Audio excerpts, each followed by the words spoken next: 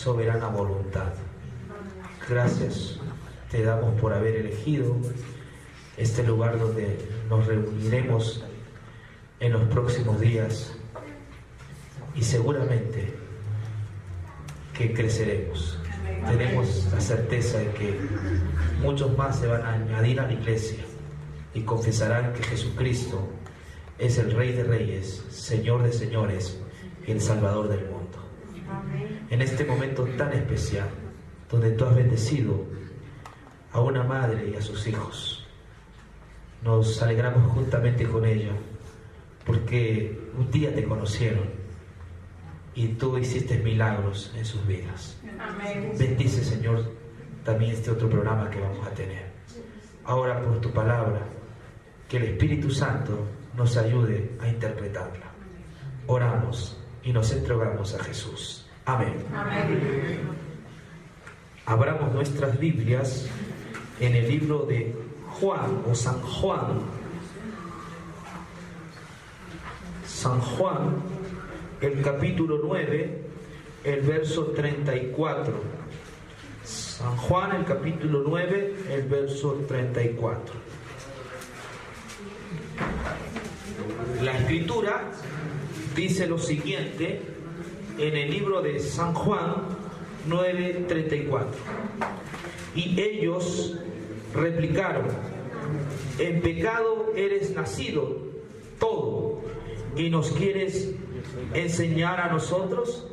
Y lo expulsaron. Esta es una dramática historia de un hombre que había nacido ciego. Este hombre había nacido sin vista. Y como tal, él vivió en una sociedad excluyente, en una sociedad que marginaba a las personas que tenían enfermedades o defectos físicos. En el siglo XXI ya le hemos enseñado que la sociedad es más incluyente, ¿no? Se han velado por los derechos humanos. Aquí en Ecuador ustedes tienen un presidente que tiene silla de ruedas. Es una sociedad más incluyente. Ha habido cambios en la humanidad tremendamente. Ya no se ve tanto el abismo entre negros y blancos. La sociedad, sin duda alguna, está aceptándose unos a otros. Sin embargo, en la época de Jesús, la situación no era así. Las personas que nacían con defectos físicos eran completamente marginados de la sociedad, condenados a vivir escondidos y también condenados a no llegar al cielo.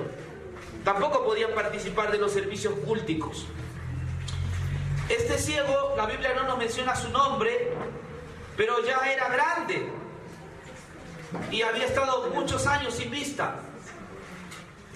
Jesús lo llega a conocer porque sus discípulos se acercan a Jesús y le preguntan: ¿quién pecó, este o sus padres?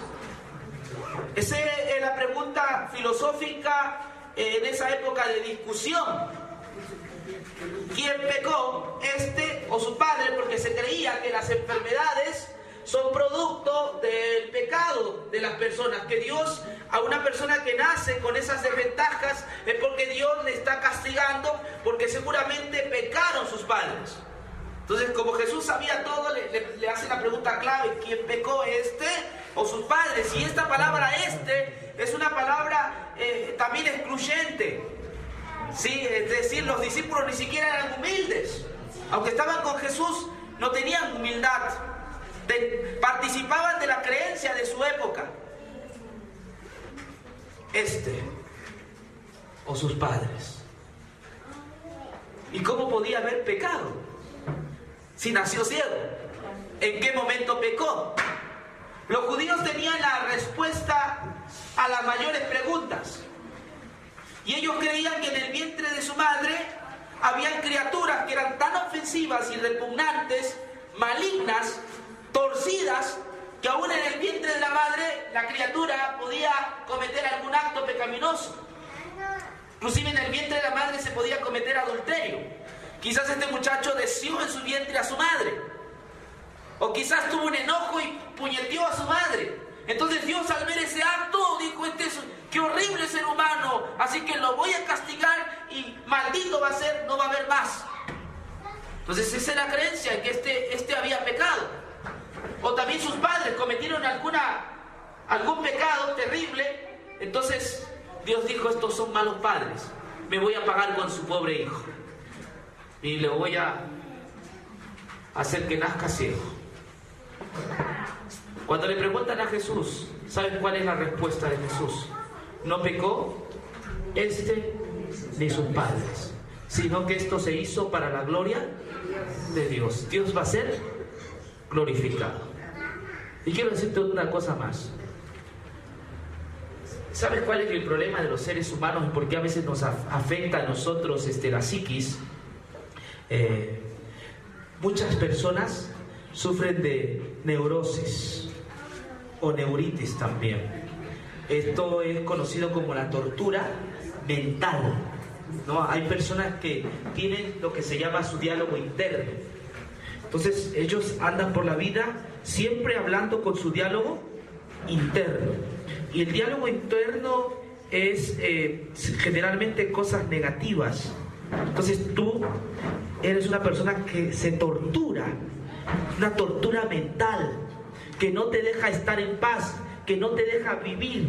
La persona que vive así, torturándose mentalmente, es una persona que ya está muerta en vida. Y eso es producto de un sinnúmero también de enfermedades. Porque la persona que se tortura mentalmente es una persona que luego tiene problemas hepáticos, problemas de riñones, problemas en el corazón. Porque cuando la mente se enferma, también el cuerpo se enferma. Se han oído hablar de la famosa depresión. Y hay personas que ya no pueden controlar esa situación. Pues viven así, como una especie de cárcel. Han perdido la libertad. El personaje de nuestra historia, debido a la creencia de la época, él también tenía su tortura mental, porque le habían hecho creer que quizás sus padres habían pecado, o el niño también había pecado en el vientre de su madre. Vivía excluido, marginado, condenado a la ruina total, completa. Eso es lo que él creía, le habían hecho creer. Había una señorita que en una sociedad donde las personas eran altas, ella era chaparra, enana, patucha, chiquita. Y ella tenía ese diálogo interno: soy enana, soy chiquita, por lo tanto soy fea, no sirvo para nada. Era terrible lo que pasaba a esta muchacha. Va donde una psicóloga, la psicóloga lo mira y le da la solución. Señorita, yo tengo la solución para que usted se sienta mejor. Va a usar tacones. Y le mandó a usar tacones bien altos. Así que la señorita usaba estos tacones y cierto, sí se ayudó porque ella se sentía más elevada, más encumbrada, no más alta. Sin embargo, esto le acarreó otro problema.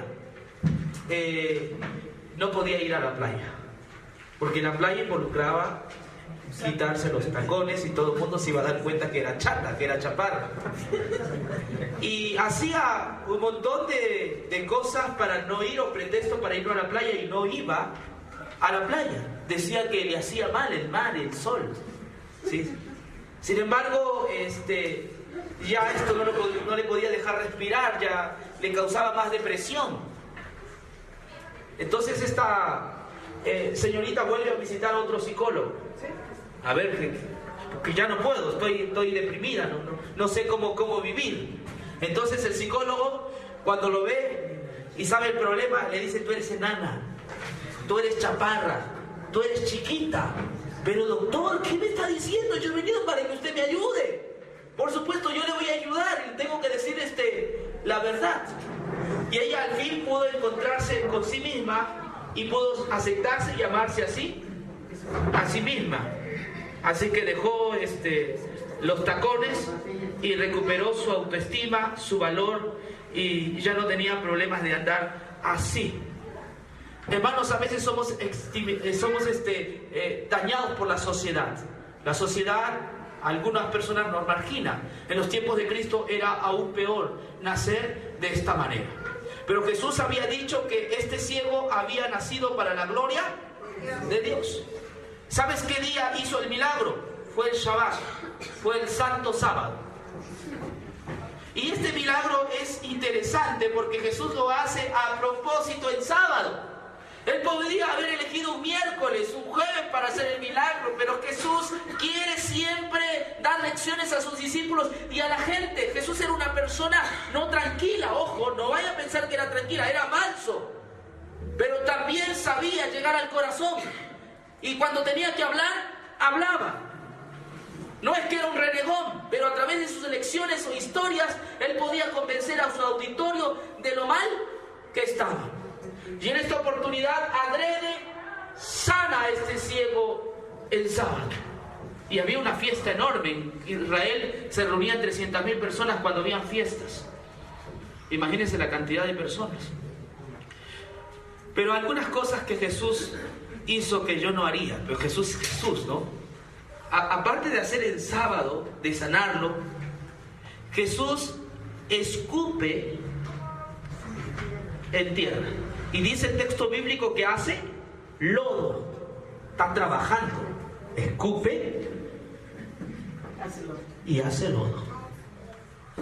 Jesús podría haberlo curado sencillamente y no hacer tanta vuelta. Pero escupe, y una vez que escupe, toma esa tierra y se la unta al ciego.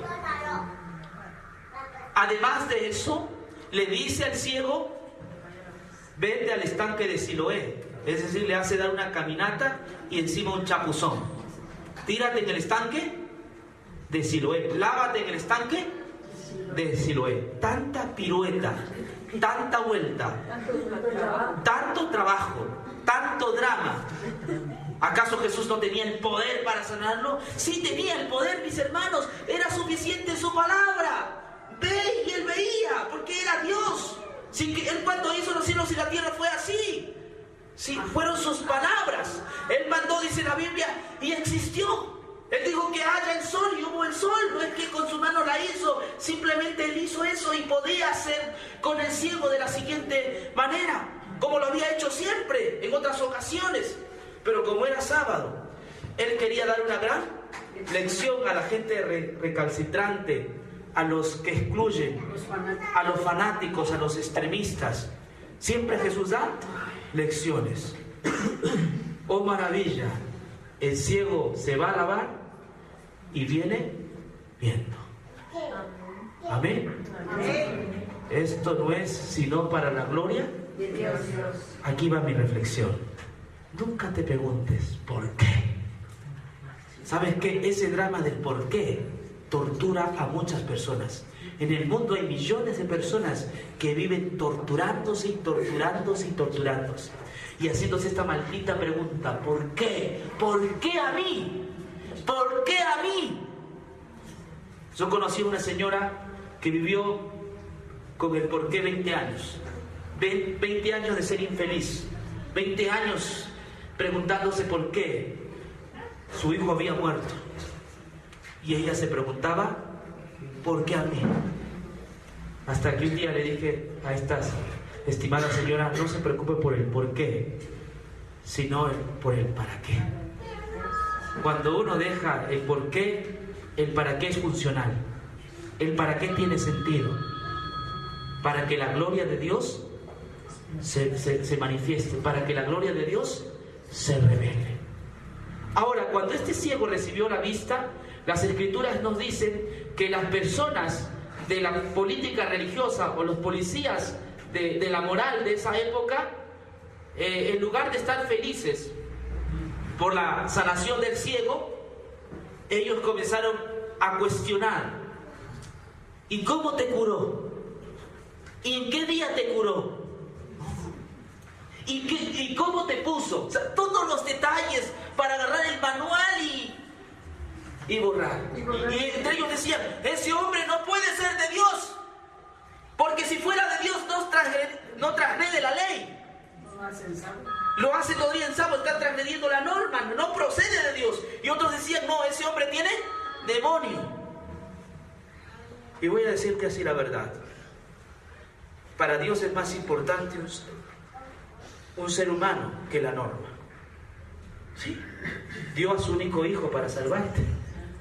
La norma es, no matarás. Esa es la norma. Pero la Biblia dice que Jesucristo murió por nuestros, y porque de tal manera amó Dios, Dios Padre ejecutó a Jesús. Es decir, que la norma a veces se rompe para poder salvar una vida. Y Dios no tiene reparos en eso. Cuando hay que salvar la vida de un ser humano, Dios siempre está presto. Y pudo sanar a este ser humano. Pudo ver. Ahora su vida tenía sentido. Y cuando los fariseos comienzan a interrogarle una serie de cosas, él le dice, él me sanó. Entonces los fariseos, ¿tú crees en él? Sí. Dice el texto bíblico, lo expulsaron.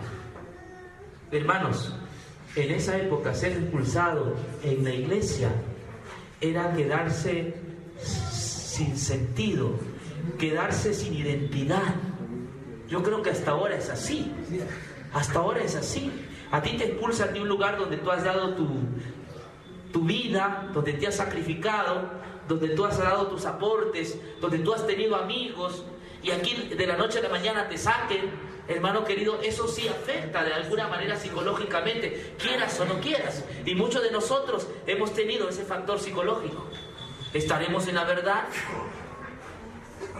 ¿O de gana me expulsaron? Entonces uno tiene un drama psicológico, y al ciego lo habían expulsado.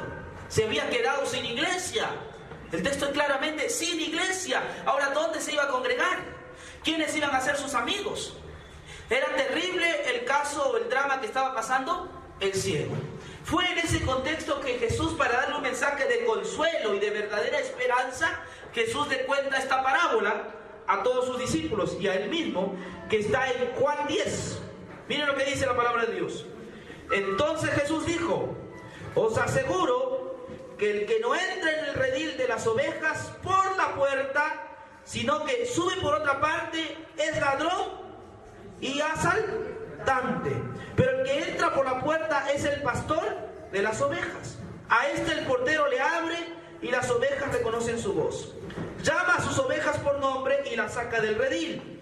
Cuando ha sacado fuera todas las que le pertenecen, va delante de ellas y las ovejas lo siguen porque reconocen su voz. Pero no siguen al extraño, antes huyen de él porque no conocen la voz del extraño. Esta comparación hizo Jesús, pero ellos no entendían lo que les decía. Fíjese, a pesar de esto no entendían. Pero ahora usted, ya le conté la historia, es claro. Este texto es tan claro como el agua. El contexto es que este ciego se ha quedado sin templo. Ha sido expulsado de la sinagoga, del templo. Ahora, ¿dónde va a reunir? Y aquí Jesús dice la gran verdad. Que las personas verdaderas entran por la puerta. El que entra por otro lugar, ¿qué cosa es, hermanos? Salteador, ladrón. Imagínense que alguien entre por otro lado a su casa. Bueno, no es usted, a veces uno se olvida la llave, ¿no? Pero no, que alguien entre a su casa por otro lado que no sea la puerta, que usted no lo conozca. Usted se da cuenta automáticamente que esa persona es un ladrón. Y Jesús está claramente hablando que la persona que entra por el muro o por otra parte que no sea la puerta es un ladrón. Y el mensaje es directo. Les está diciendo a los escribas y fariseos, ¿ellos qué son? Ladrones, porque han entrado por otro lugar al templo y están saqueándole, están viviendo de lo que da el templo. Le está diciendo, ustedes son ladrones y salteadores. Pero no entendían, ni los discípulos entendían esta parte. Ahora Jesús va a comenzar a traducirlos. 17. Jesús volvió a decirles: os aseguro, yo soy la puerta de las ovejas. Todos los que vinieron antes de mí son ladrones y asaltantes, y las ovejas no los oyeron. Yo soy la puerta. El que entre por medio de mí será salvo. Entrará, saldrá y hallará pastos. ¿Qué había pasado con los escribas y fariseos? ¿Habían entrado por la puerta? ¿Habían confesado que Jesús es el Hijo de Dios? ¿Habían creído en Cristo? No, ni siquiera creían. Ellos decían: a Moisés tenemos. A Moisés tenemos. A ti no te conocemos. Ellos no querían entrar por la única puerta de la salvación, que es Jesucristo. Lo habían rechazado. A lo suyo vino y a lo suyo no lo recibieron. Ellos no habían entrado por la puerta, habían entrado por el muro. Se habían vestido de ovejas, pero su objetivo era trasquilar las ovejas, pero no habían entrado por la puerta. Yo soy la puerta. El que entrare por mí será salvo. Hermanos, desde ese momento Jesús se constituye en el único canal, en la única puerta para ir al cielo. Quien no entra, quien no confiesa que en Jesús hay salvación, quien no confiesa que Jesús es un nombre, sobre todo nombre, que Jesús es el Hijo de Dios, y por medio de su sacrificio nosotros tenemos el perdón de los pecados, y no vive confesando esto, entonces es un ladrón y salteador. Jesús aquí está diciendo que Él es la puerta. Y otra cosa más. Dice que la persona que entra, ¿qué encuentra? Dice que entra a pastos y hallará pastos. Y el 10. El ladrón no viene sino a hurtar, matar y destruir. Yo he venido para que tengan vida y para que la tengan en abundancia. Yo soy el buen pastor. El buen pastor da su vida por las ovejas. Claramente nos está mencionando que el objetivo de Jesús era dar vida, y no cualquier clase de vida. La vida que Jesús nos dio es una vida que es en abundancia. O sea, es una vida permanente, es la vida eterna. Entonces la vida que Jesús nos da es una vida en abundancia. No es la vida que quizás el médico nos da, ¿no? Cuando tenemos una enfermedad y nos operan, no, es por cierto tiempo, porque luego los años pasan y usted sabe, nos toca descansar. Pero la vida que Jesús da es una vida permanente, es decir, que tú vas a tener vida hoy, ahora y siempre. Amén. Él dio su vida. Yo soy el pastor de las ovejas. El pastor da su vida por las. Él dio su vida. Y ahora este otro pasaje, miren lo que dice aquí. Miren lo que dice aquí, el verso siguiente, 16. También tengo otras ovejas que no están en este redil. A esas también tengo que traer. Ellas también oirán mi voz y habrá un rebaño y un... Escucha bien, porque a veces esto ha sido mal interpretado del otro redil. Aquí está hablando del redil que Jesús ya está estableciendo.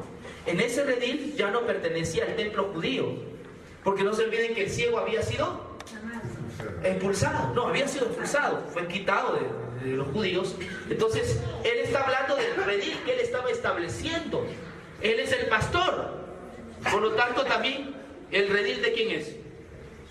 Su iglesia, de él. Él es el dueño de las ovejas. Entonces, aquí estamos hablando del el redil es su iglesia. Pero es una iglesia que no sigue a hombres, es una iglesia que sigue a ¿quién? A Cristo, porque Él es el líder de la iglesia, porque yo soy el pastor, dice Jesús, de las ovejas. Yo soy el que doy mi vida por ellas y voy a dar una vida que es una vida abundante. Entonces aquí nosotros vemos que el jefe de la iglesia, nuestro comandante o nuestro general, nuestro líder máximo, a quien nosotros servimos, a quien nosotros obedecemos, no solo es Salvador, sino también Señor, es Jesucristo. Por lo tanto, Él es el pastor y el rebaño está hablando de su iglesia. Todas las personas que crean en Jesucristo, crean en la eficacia de Cristo. Esto tengo que remarcar, porque hay gente que cree en Cristo, pero no cree en la eficacia. Creen en Cristo, pero no creen que Cristo los haya salvado completamente. No creen en la suficiencia de su cruz. No creen en su justicia. No creen que su justicia los salva. Ellos dicen, sí, creo en Jesús, pero también creo que por algo que yo haga me voy a salvar. No, hermanos, hay que creer en Cristo y en su eficacia. Y cuando hablo de su eficacia, estoy hablando que su sacrificio sobre la cruz es completo, pleno y total. Ese sacrificio te ha redimido. Ese sacrificio te ha dado el perdón absoluto de tus pecados. Ese sacrificio te ha dado la vida eterna. Entonces hay que creer en Jesús, pero hay que creer también en su eficacia. Que el evento, la obra que hizo Jesús es una obra perfecta, y en esa obra tú has sido redimido, tú has sido salvado. Entonces tú perteneces al rebaño del Señor. Amén. ¿Y cuál es su iglesia? Una denominación, no.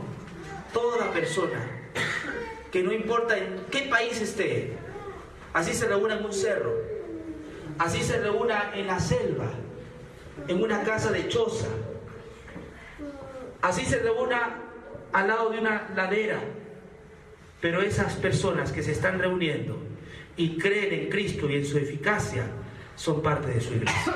Amén. Jesús ha dado su Espíritu para que ministre a esas iglesias, para que cuide de esas iglesias. Así que la iglesia del Señor no tiene nombre. Es una iglesia sin nombre, porque esa iglesia ha sido redimida por la sangre. En todo caso, si su nombre es Jehová justicia nuestra, que Jesús es nuestro Salvador. Ese es el sello de Dios, que Jesucristo es nuestra justicia, que Cristo es nuestro Salvador. Entonces, hermanos, para finalizar en este punto, yo quiero terminar leyendo el siguiente texto. 14. Yo soy el buen pastor, conozco mis ovejas y las mías me conocen. ¿Usted conoce a Jesús? Amén. El texto dice que sí. Amén. ¿Usted conoce a Jesús? Sí. Yo sé en quién he creído. ¿He creído en quién?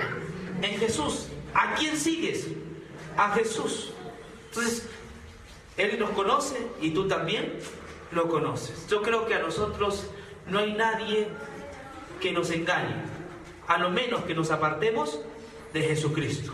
Pero mientras tu fe esté anclada en Jesucristo, firmemente en Jesucristo, a donde te vayas, el Señor estará contigo. Víctor, te vas a ir, yo sé que te vas a ir.